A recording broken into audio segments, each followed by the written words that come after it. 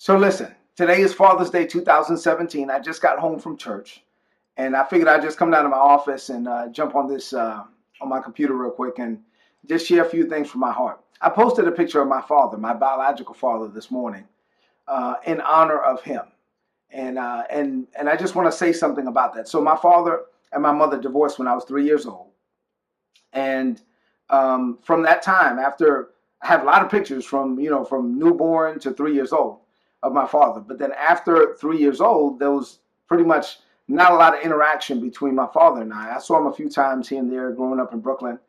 When I turned 18, or really I was 17, I wanted to join the army. So at the tender age of 17 years old, I wanted to join the United States Army, and because I wasn't 18, I needed the approval of my parents.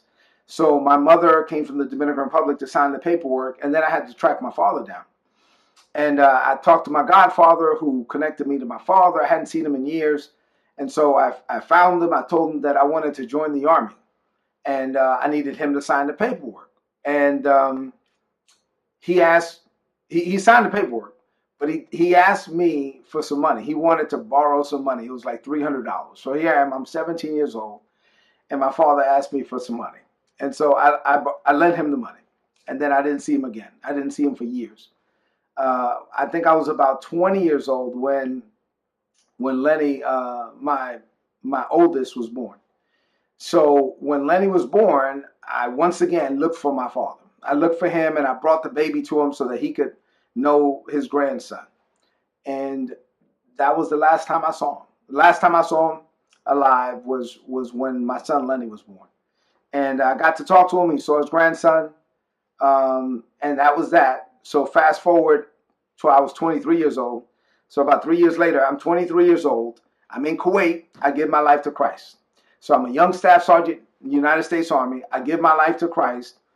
And one of the first things the Holy Spirit did once I was born again was impress upon my heart that I should forgive my father for not being there and call him and tell him that I love him and that I forgive him. And so I did. So I called my godfather once again. I was like, hey, I need to get his number. Can you please find him and give me a number? So he did.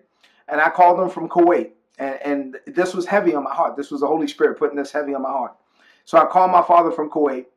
And I said, Dad, I just want, in Spanish, obviously. But I was like, Dad, I just want to let you know that I love you and that I forgive you, and that I harbor no ill feelings or bitterness towards you, and that you're my dad, and I love you and I honor you. And that was it. And that's the last time I spoke to him. A few months later, he passed away. Now, I don't want this to be like, don't look at this video and be like, oh, that's a sad story. No. This is not sad. The Lord has blessed me richly and tremendously and called me to a great thing, to a great purpose, has given me spiritual fathers to be a tremendous blessing to me, and I thank God for that. But I wanted to share this video today because every once in a while, especially like on a day like today on Father's Day, I do think about my biological father. And I'm not going to lie. I mean, sometimes it does hurt that I didn't really have that, right? And so, I take that pain like I did today when I was in church and I was in worship. I took the pain of everything associated with whatever pain that's still in my heart for me not having that time with my father, my biological father in the earth, and I bring that pain in. Because when I get to heaven, if he's in heaven and I see him in heaven, we're not going to have any pain, right? So if I'm going to have the pain, I'm going to embrace the pain now. I bring that pain close to my heart, and I just hold it. I held it this morning. I just held it. I wept. I cried a little bit in church. I just held that pain, and I held it in there. And that just helps me to both honor my spiritual father, Apostle Tony Brazelton, and the previous one before him, Bishop Richard B. Peoples, and then also to be there for my children. And so I'm not saying this to be disparaging towards my father in any way. I honor Manolo Pina, Who I am today, Ricardo Manuel Pina, whatever I am, whatever I'm not, is in honor of him. I respect him. I honor him. May my life be a living testimony of him. The Bible says that we should honor our father and our mother. It doesn't say, and it says this is the first commandment with promise. It doesn't say you honor your father and your mother if they were there or not. It doesn't say that you honor your father and your mother if you enjoyed them or not. At the end of the day, the Bible commands us to honor our father and our mother. So I honor him. I honor his legacy. I live my life in honor of his death. I represent him everywhere I go. And my prayer is that I get to see him again in heaven. And when I do, if I see him on the other side, then I'm going to high five him. I'm going to give him a big hug. I know that he would be proud of the man that I've become.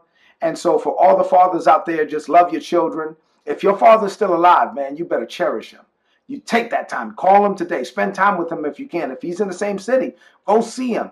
Put your arms around him. Kiss him on his neck. Tell him that you love him, because that's a precious thing. I wish I could do that. I can't, but you can. So please do that. I love you. God loves you. Happy Father's Day.